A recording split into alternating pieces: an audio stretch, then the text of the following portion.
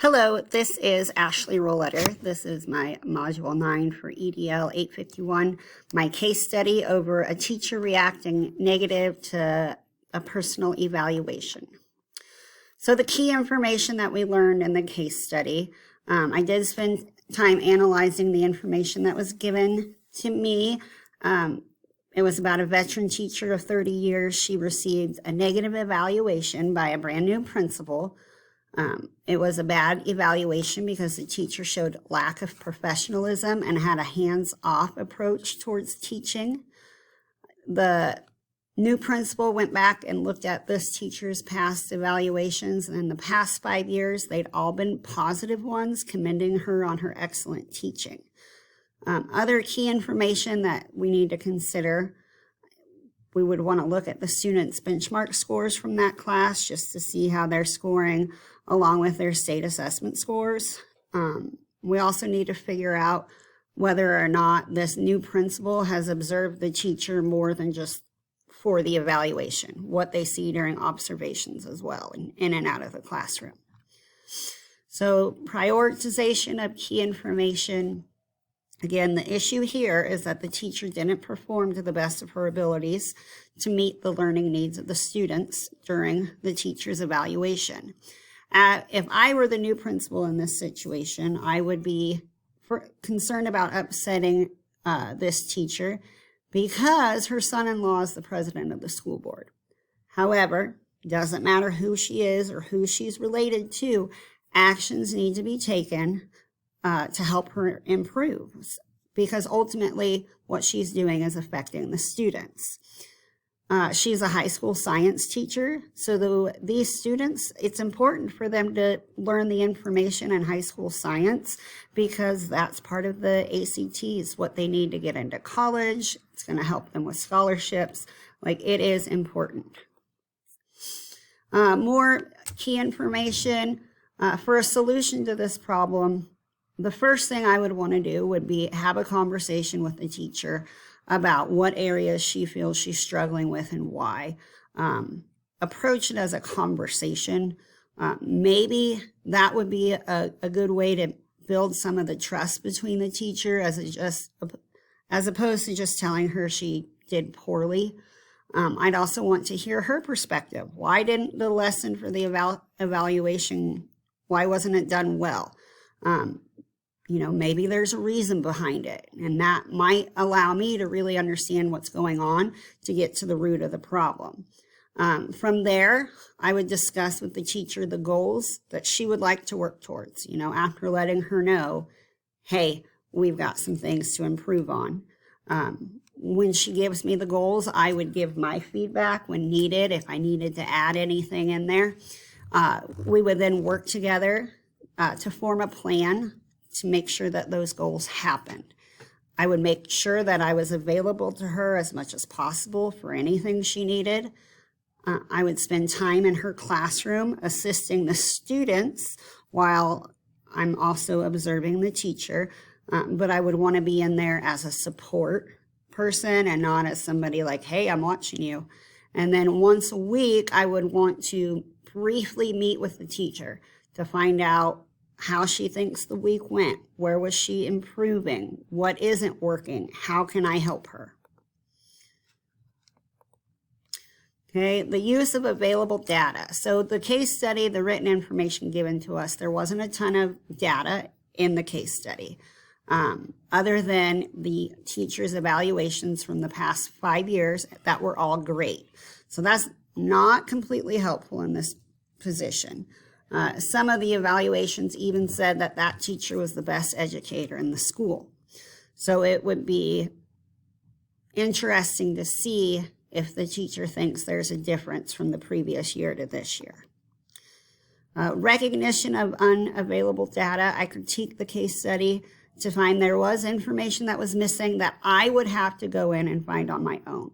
One thing is I would want to look at the state assessment scores, maybe past 5 years, maybe even to the past decade for her classes. That might be able to give me some trends to see, okay, maybe over the past 5 years, the scores have been going down, or it's just the past 2 years, then that might help me pinpoint what's actually happening. A big thing, I would really want to hear from students about how they think the science class is going. I have learned that high school kids are usually pretty honest about these things because they understand why those classes are important to them. That might be tricky to obtain without letting the kids know that I'm looking into the science teacher. I think the best way to get that information would be have the students fill out some sort of anonymous survey about all of the teachers in the building. That way it doesn't seem like I'm pinpointing one in particular. However, that could create a whole other list of concerns and conversations that might have to happen. But ultimately, I would want to find a way to talk to the students to see how they feel science is going. So the transparency of data use, the available data and the unavailable data are both necessary to make an informed decision on how to proceed. So the fact that the past reviews were also good would make me wonder, maybe I caught her on an off day. Maybe there's something going on in her personal life that's causing some distractions. I understand that we all have stuff going on outside and maybe something happened. Again, that's why I'd want to have a conversation with her. The assessment scores, along with the surveys, would provide me with concrete evidence so that I can see how effective the teacher is. So integration of resources after I've collected and reviewed all the information, along with having a conversation about the science teacher and her perspective. I'd like to be able to look at the bigger picture so that I can figure out what's truly happening in that classroom. Once I've seen the bigger picture, I could be able to tailor a recommendation to meet the needs of what's going on in this situation. But the recommendation I give would have to be dependent on what the information tells me. This could also provide me with the opportunity to bring in or create some sort of professional development to support the growth of all of the staff in the building so that they all know what it is that I'm wanting to see. Identification of the best options. I would work with the science teacher to design a plan of action.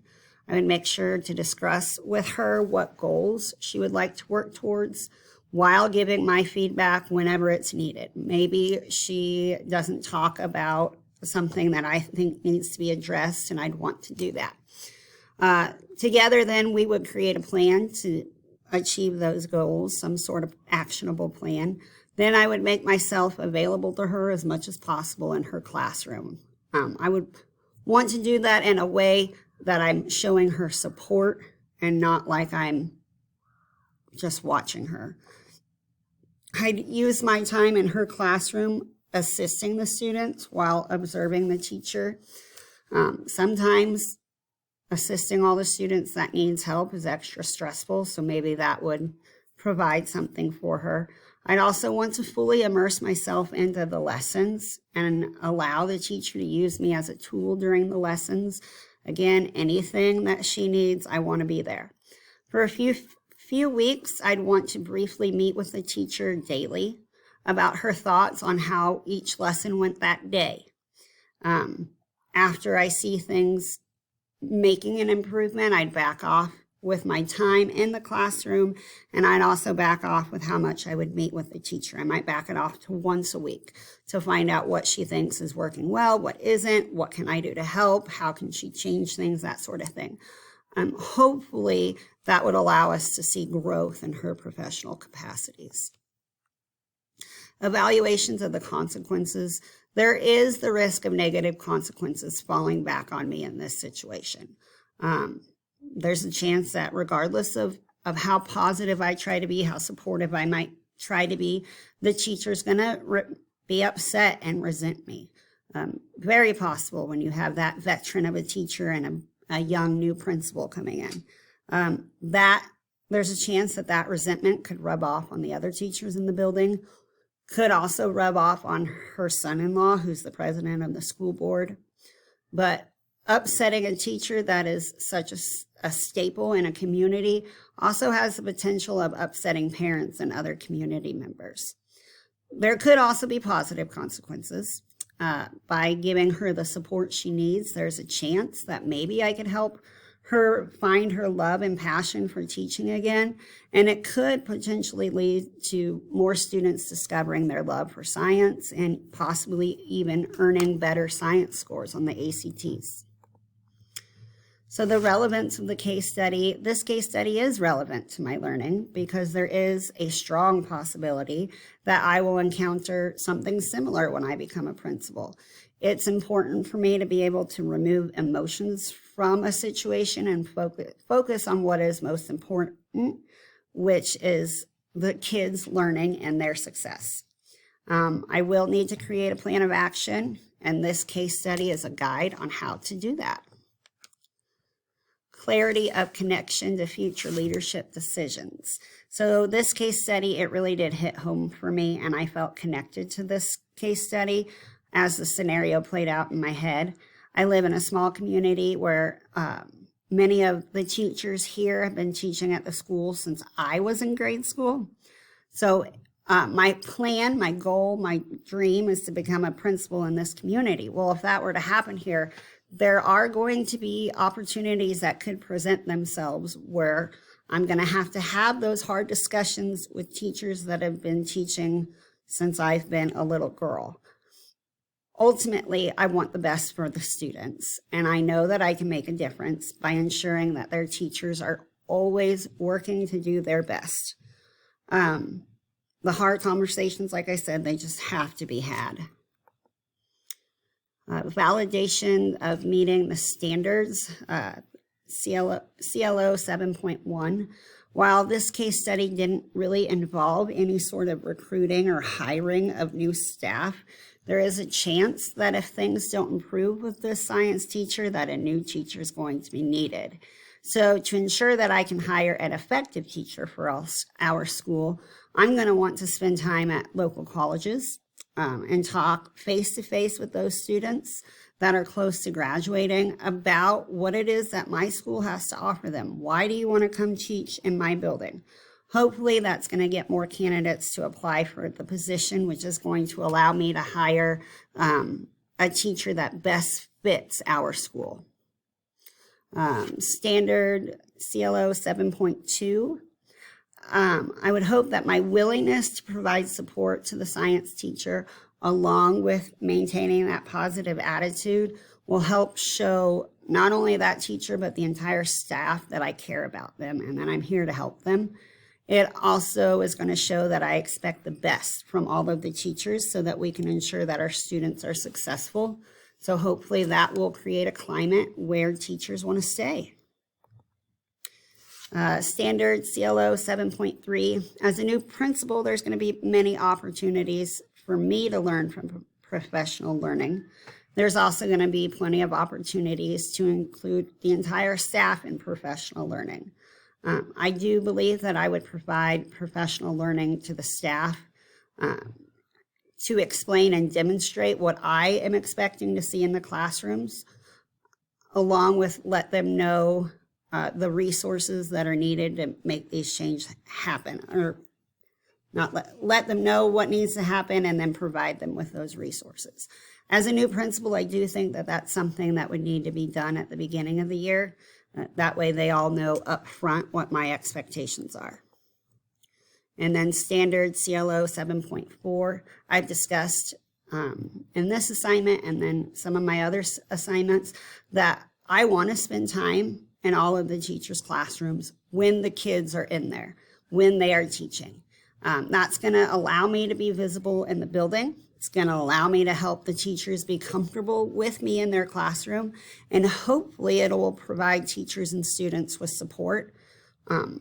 Along with that, I'm going to be able to watch the teachers, see what's working, what isn't working. And honestly, I believe this is super important for the principal of the school. And that is all I have. Thank you.